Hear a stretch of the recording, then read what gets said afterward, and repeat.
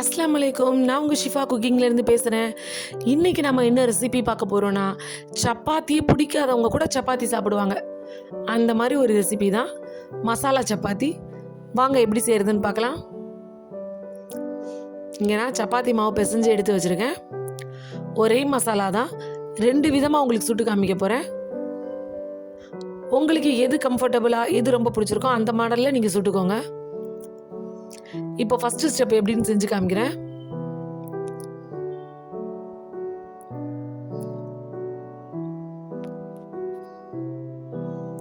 இப்போ நான் மாவு போட்டு நார்மலாக சப்பாத்திக்கு தேய்க்கிற மாதிரி தேய்ச்சிக்கோங்க.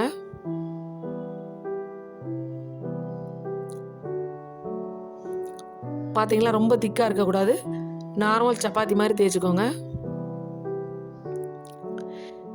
இப்போ அதுக்கு சென்டரில் ஒரு 2 ஸ்பூன் நெய் சேர்த்துக்கோங்க.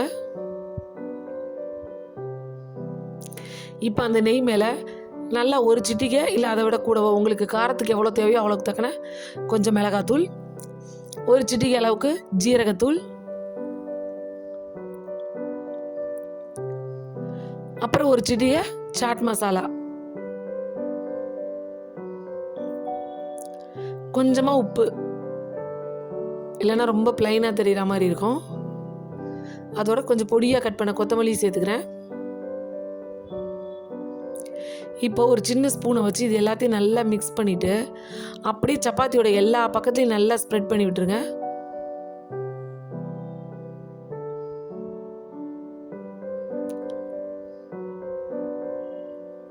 இந்த மாதிரி சாப்பிடும்போது சப்பாத்திக்கு சைட் டிஷ் கூட தேவையில்லை, அவ்வளோ டேஸ்டாக இருக்கும் இது. இந்த மாதிரி சென்டரில் ஒரு கட் போட்டுட்டு நான் எப்படி ஃபோல்ட் பண்ணுறேனோ அதே மாதிரி மடிச்சுக்கோங்க.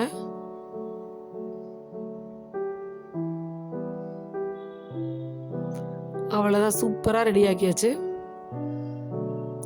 நீங்கள் வீட்டில் நிறையா பேருக்கு பண்ணுறீங்க அப்படின்னா இந்த மாதிரி ஃபோல்ட் பண்ணி மடித்து ரெடி பண்ணி வச்சுட்டிங்கன்னா நீங்கள் சாப்பிடும் போது அப்புறம் தேய்ச்சி சப்பாத்தியை தேய்ச்சி அடுப்பில் போட்டுக்கலாம்.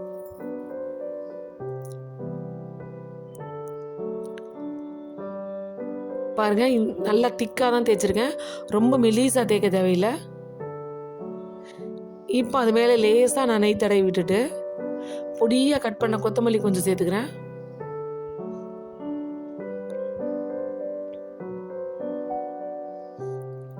அது மேலே கொஞ்சமாக வெள்ளை எள்ளு தூவிக்கிறேன். உங்ககிட்ட வெள்ளை எள்ளு இல்லைன்னா கருப்பு எள்ளு சேர்த்துக்கோங்க. லாஸ்ட்டில் அந்த சப்பாத்தி கட்டையை வச்சு லைட்டாக ஒரு ப்ரெஸ் கொடுத்துக்கோங்க. அப்போ தான் அந்த கொத்தமல்லி எள்ளுலாம் வந்து மாவுள்ள பதியும். பாருங்கள் எவ்வளோ மெல்லிஸாக இருக்குன்னு. இந்த அளவுக்கு இருந்தால் சரியாக இருக்கும்.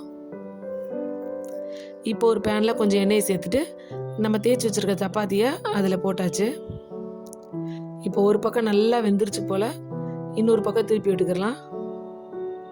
பாருங்கள் இப்போவே எவ்வளோ அழகாக லேயராக இருக்குன்னு. நம்ம போட்ட மசாலா எல்லாமே உள்ள மாவோட சேர்ந்துருக்கும். நீங்கள் சாப்பிடும் போது அவ்வளோ டேஸ்டாக இருக்கும் இது.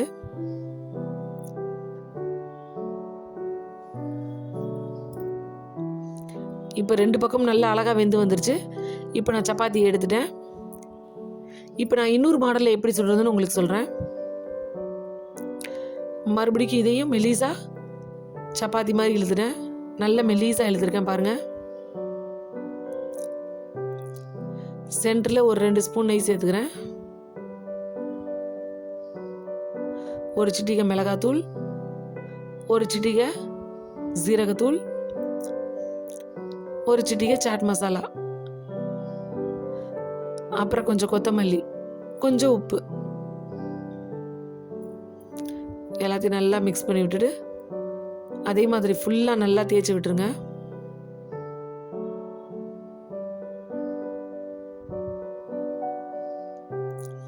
கடைசியாக கொஞ்சமாக எள்ளு தூவிக்கிறேன் இதில். இந்த மாதிரி சப்பாத்தியை நல்லா மடித்து விட்டுட்டு ஃபுல்லாக ரோல் பண்ணிடுங்க. ஃபுல்லாக ரோல் பண்ணி முடிச்சதை மறுபடியும் இந்த மாதிரி நீளமாக மடிச்சுக்கோங்க. திரும்ப இந்த மாதிரி ரோல் மாதிரி பண்ணிக்கோங்க. இப்போ இந்த ரோல் பண்ணதை இந்த மாதிரி வச்சு நான் எப்படி கட் பண்ணுறேனோ அது மாதிரி சென்டரில் ஒரு கட் கொடுங்க. நல்லா அடியில் வரை கட் பண்ணிக்கோங்க. இப்போ நான் ஃபுல்லாக கட் பண்ணிட்டேன். 2ஆக கட் பண்ணக்கூடாது, கொஞ்சம் அடியில் ஜாயிண்ட் இருக்கணும். பார்த்தீங்களா எவ்வளோ அழகாக லேயராக இருக்குன்னு. இப்போ இதை நம்ம தேய்ச்சிக்கிடலாம். கொஞ்சம் பார்த்து மெதுவாக தேய்ங்க, இல்லைன்னா லேயராக பிரிஞ்சிரும். அவ்வளோதான், ரொம்ப மெலிசாக தேய்க்க தேவையில்லை, கொஞ்சம் திக்காகவே இருக்கட்டும்.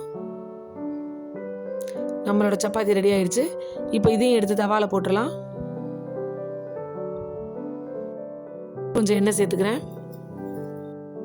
அந்த சப்பாத்தியை விட இது இன்னும் கொஞ்சம் லேயராக, ரொம்ப லேயராக சாப்பிடவே ரொம்ப டேஸ்டியாக இருக்கும். நீங்களும் உங்கள் வீட்டில் இதே மாதிரி ட்ரை பண்ணி பாருங்கள். ட்ரை பண்ணி பார்த்துட்டு எப்படி இருந்துச்சுன்னு எனக்கு கமெண்டில் சொல்லுங்கள். என்னோடய ரெசிபி பிடிச்சிருக்கா, என்னோடய சேனலில் போய் மற்ற ரெசிபீஸும் பாருங்கள். என்னோடய ரெசிபீஸ்லாம் உங்களுக்கு பிடிச்சிருந்துச்சுன்னா என்னோடய சேனலை லைக் பண்ணுங்கள், ஷேர் பண்ணுங்கள், சப்ஸ்கிரைப் பண்ணுங்கள்.